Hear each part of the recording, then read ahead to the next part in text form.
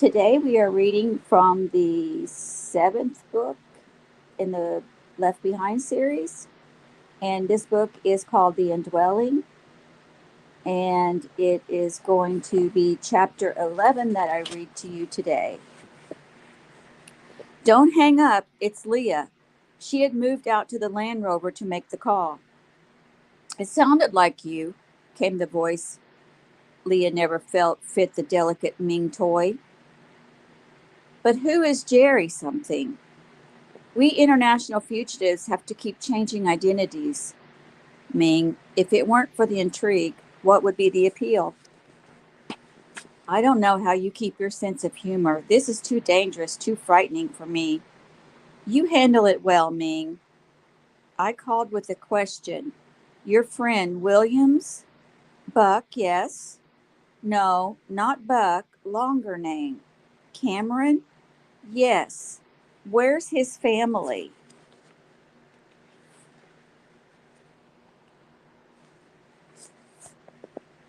West somewhere. Why? I think only his father and brother are still around. I don't think they're around either. There were lots of talk at Buffer today about what happened to Dr. Rosenzweig's house and his people. They don't know where he is, but they're making it look like everybody died in the fire. Yes, they're saying the same thing will happen to Cameron Williams's people if they don't give him up. His relatives don't know where he is, Leah said. He's smarter than to give them that kind of information. Leah, they may already be dead. This was supposed to happen right away. What was? Torture, dismemberment. They tell or they killed. Then comes a fire to cover it up. I don't know what to do. Just have your friend check on them. Maybe he can warn them in time. I will, Ming. How are you doing? Ready to come see us? Whoops, hang on. Leah slid down in the seat as two uniformed GC officers strolled by. They stopped right next to the rover, chatting and smoking. Ming, Leah whispered, can you still hear me? Barely. What's going on? I've got company. If I don't say anything, you'll know why. If you need to hang up, I'd rather stay on with you. Let me give you Rayford Still's number in case I get caught. He'll answer to Marvin Berry. Got it. Leah felt the vehicle rock. They're leaning against the car, she said. Luckily, all the windows are tinted except the windshield. Where are you? Illinois. I mean in the car. Floor of the front seat. Wish I was daintier. The gear shift is killing me. They don't see you? Don't think so. I can hear them plain as day. What? Leah didn't want to speak louder. The peacekeepers were trading wild party stories. She wanted to say, yeah, and I'm the Easter Bunny, but she lay still. The hunk of junk looks like it's been through a war, one said. It has, stupid. It's old enough to have been through the war and the earthquake. Tough make. Not as tough as the Land Cruiser. No, same company. Toyota, really? Expensive. More than this? Quite a bit more. No kidding. The thing's loaded. I think it's got a GPS. This rig? Nah. Betcha. How much? 10 spot. You're on. Oh no, Leah whispered. They're coming to the front. You need me to call Rayford? But Leah didn't answer. She tucked the phone between the seats and pretended to sleep. See, isn't that the positioning system right there? Hey, she all right? Who? Oh man, door's unlocked. Ask her. A rap on the window. Hey, lady. Leah ignored it, but moved slightly so they wouldn't think she was dead. When one opened the passenger door, she sat up, trying to look groggy. Hey, what's the deal? She said. You want me to call a peacekeeper? We are peacekeepers, ma'am. Oh, there's a law against a girl getting some shut-eye. No, but what are you doing on the floor? Back seat's wide open. Trying to stay out of the sun. She sat up in the seat, desperate to remember her new address and hometown. Zeke Jr. had reminded her more than once to memorize it as soon as possible. She hated being so new at this part of the game. This your vehicle? Borrowing it. From guy named Russell? That a first or last name? Russell Staub? He know you're borrowing it? Course. What are you driving at? Run a check on it, one told the other, who immediately got on his phone. Where's he from, ma'am? Mount Prospect. What are you doing all the way down here? She shrugged. Supposed to meet some friends. We're going to find this rover registered to a stop in Mount Prospect, right? She nodded. I don't do his paperwork for him, but that's who it is, and that's where it's from. You got any ID, ma'am? Yeah, why? I'd like to see it. You've come a long way from wondering if I was still right to accusing me of stealing a car. I didn't accuse you of anything, lady. You feeling guilty about something? Should I be? Let me see your ID. Leah made a show of digging through her purse even after she had located the new documents so she could take a last peek at the new information. This your current address, Miss Seaver? If it says Park Ridge, it is. You're a long way from home, too. Only because there are hardly any roads anymore. That's the truth. Stop. Mount Prospect, the other officer said. No outstandings and no reports. Leah raised her eyebrows, her pulse racing. Satisfied? He handed back her ID. Don't be out and about without something to do, ma'am. Why don't you get this vehicle back to the owner and get on home? Can't I get a drink first in case my friends show up? Don't be long. Thank you. She pushed open the car door and saw Rayford and Chloe on their way out, concern on their faces. Oh, there they are now. Thanks again, officers. Annie had hurried to David's office. They pretended it was a normal superior subordinate meeting, and he quickly told her what he had heard. She paled. That sounds like what Buck Williams went through with Carpathia at the UN. But who knew Fortunato could do that? Is he the Antichrist? Annie asked. David shook his head. I still think it's Carpathia, but he's really dead. David, I mean really. How long was he in that bag and in that box? I thought he was supposed to come back to life right away. Dr. Ben Judah thought so too, he said. What do we know? If we had this stuff figured out, we probably would have figured out the rest and wouldn't have been left behind. David's secretary buzzed him. The Supreme Commander would like to see you. Annie grabbed his hands. God, she whispered, protect him on every side. Amen, David said.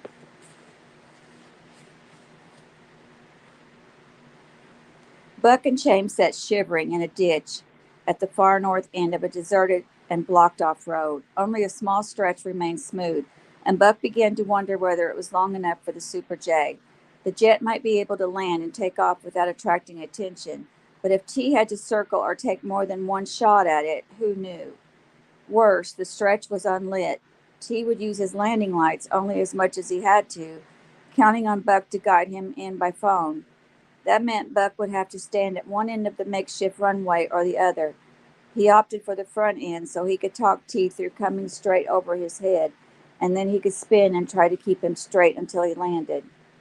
The only danger was T's coming in too low too quickly. Buck would have to leap out of the way. Still, that seemed easier than trying to elude a plane careening toward him at the other end. This is a lot of trouble for someone who doesn't want to leave, Chang said. Well, I want to leave even if you don't. Buck's phone rang, and he assumed it was T. Though he had not heard the plane yet, it was Rayford. We have a situation here, Rayford said, quickly bringing him up to date on Hattie. The question is whether now is the time to talk. It's not, Buck said, but in a nutshell, what's up? Wouldn't do that to you, Buck. Call us when you're in the air or in Greece and greet the brothers for us. Will do, Buck said, puzzled at Rayford's new tone. It was as if he were talking to his old father-in-law. Chloe sends her love and wants to talk with you when you have time. Thanks, me too. I love you, Buck. Thanks, Ray. I love you too. David realized how petrified he was when he nearly blundered by heading straight toward the conference room upon reaching the 18th floor. He in there? He said, trying to mask his anxiety. No, Margaret said, clearly puzzled. He's with Messrs. Hickman and Moon in his office. They're expecting you. I will not kneel, David vowed. I will not worship or kiss his hand. Lord, protect me. Leon and the other two directors huddled around a TV monitor. Leon still appeared grief-stricken. Once we get His Excellency into the tomb, he said, his voice thick with emotion, the world can begin approaching some closure. Prosecuting his murderer can only aid in achieving that. Watch this with us, David. Tell me if you see what we see. David approached the monitor. Certain Fortunato could hear his heartbeat and see the flush of his face. He nearly missed the chair, then settled in awkwardly. Shot from above, the video disc was crystal clear. At the sound of the gunshot from Carpathia's left, he had turned and run into the wheelchair as Chaim rode toward him. Chaim grabbed at the metal back support over his left shoulder and quickly produced what appeared to be a 2-foot sword. As Nikolai tumbled atop him, Chaim whipped the weapon in front of him, holding it with both hands, point up, sharp edge facing away from the potent. Chaim lifted his forearms as Carpathia's body met the blade, and the sword slipped into his neck and straight through the top of his head as easily as a bayonet would slice a watermelon. Carpathia's hand shot to his chin, but David kept his eyes on Chaim, who violently twisted the handle at the base of Nikolai's neck. He let go as Carpathia dropped, then quickly steered stage left and sat with his back to the dying man. Will, Leon said, peering at him, is there any doubt? David stalled, but all that served was to make the other two glance at him. Cameras don't lie, Leon said. We have our assassin, don't we? Much as he wanted to argue to come up with some other way to interpret what was clear, David would jeopardize his position if he proved illogical. He nodded. We sure do. Leon approached him, and David froze. The Supreme Commander took David's face in his fleshy hands and looked deep into his eyes. David fought the urge to look away, praying all the while that he would do the right thing, and hoping that Annie was continuing to pray too. Like Nikolai, here was a man with clear mind control over unbelievers. He felt his pulse in his ears and wondered if Leon could detect his panic through his fingers. Director Hasid, Leon said, eyes boring into his. Rayford Steele shot dead, our beloved potent. Rayford?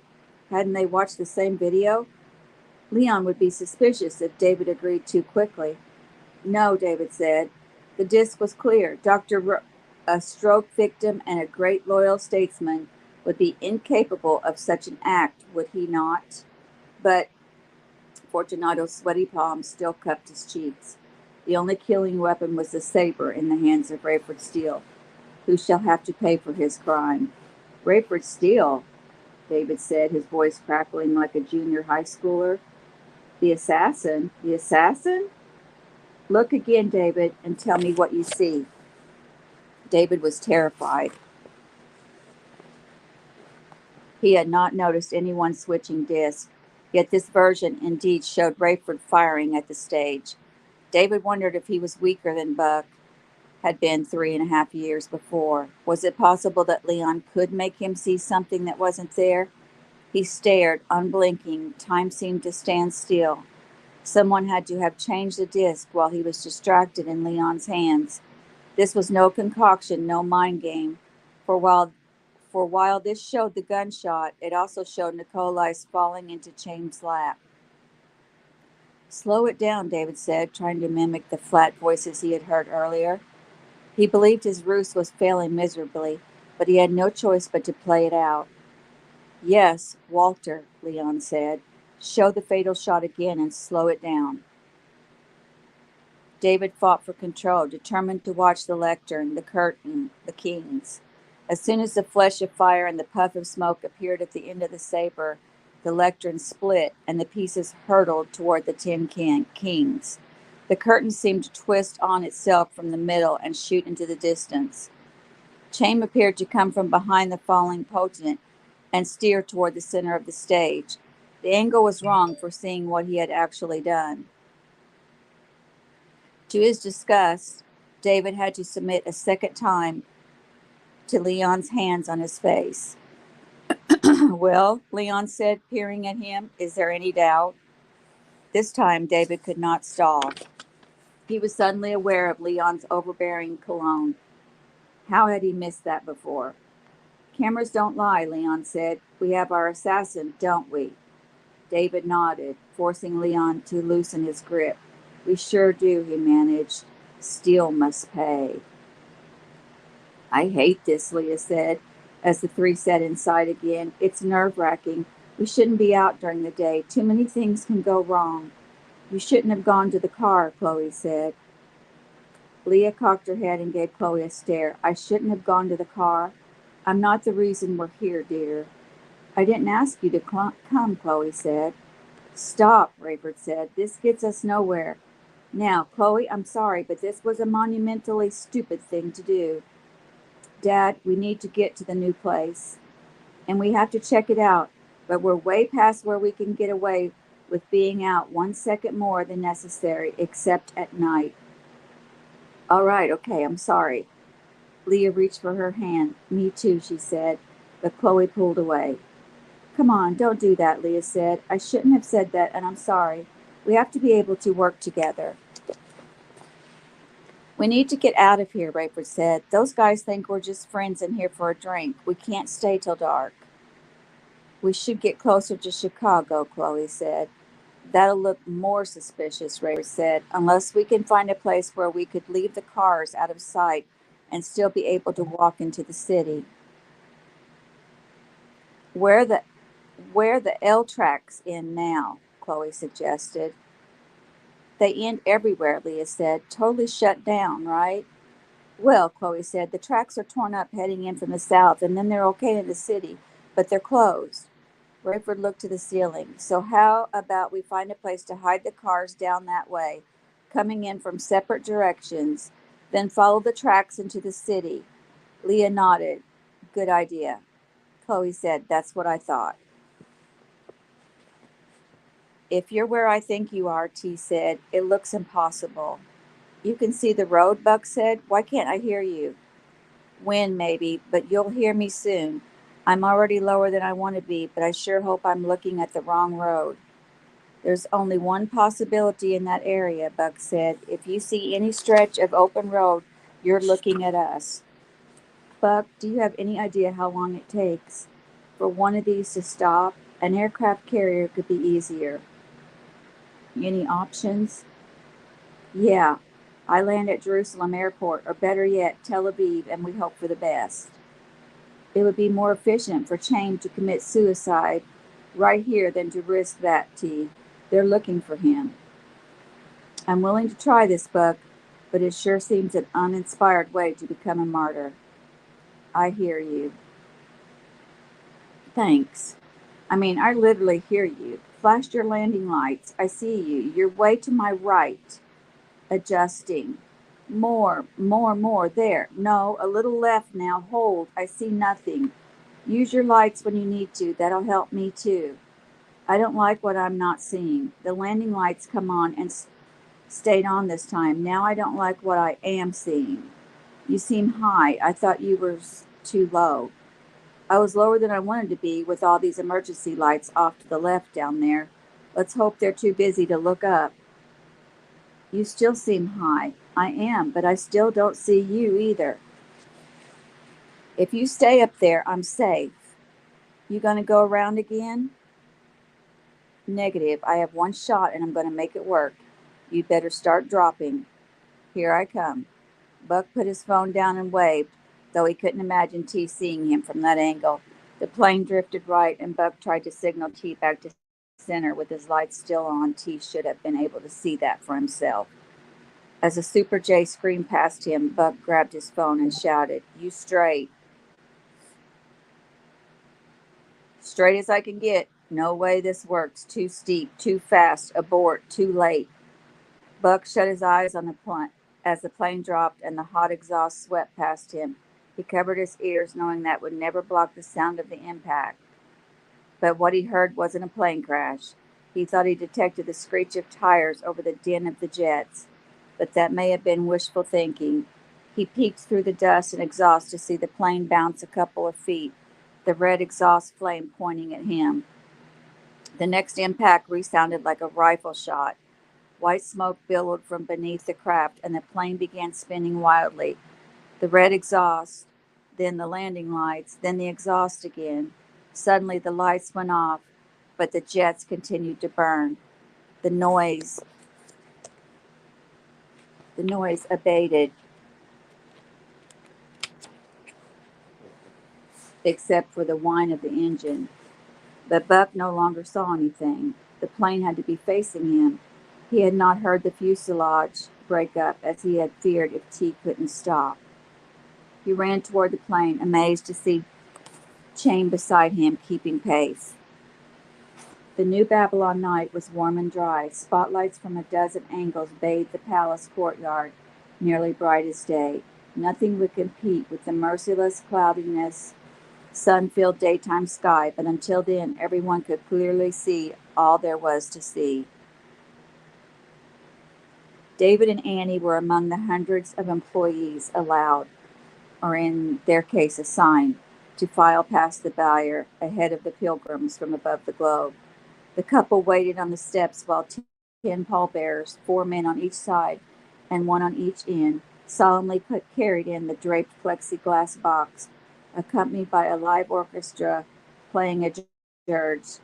From behind the barricades, an eighth of a mile away, the morning began. Employees began to wail too. The men gently placed the bier atop the pedestal and carefully positioned it.